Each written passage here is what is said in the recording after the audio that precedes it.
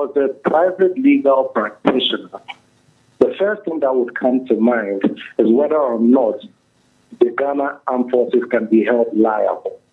And what comes to mind in the first line of reason would be an action in negligence. That is, if the injured parties feel that they want to seek redress in court, the question then becomes whether or not it's reasonable to impute a duty of care on the Ghana Armed Forces, considering the circumstances, and whether or not they are in breach of that duty for which the injured parties would be entitled to some sort of damages.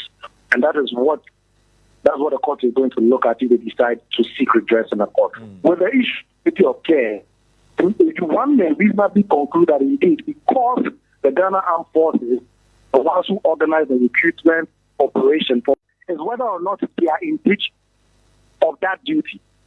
Following answering the question of whether or not it is indeed reasonable to impute that duty of them. To say that, for example, that they have put in certain measures to ensure that these persons are safe, have those measures been put in place, or they are contrary to protocols that may have been told.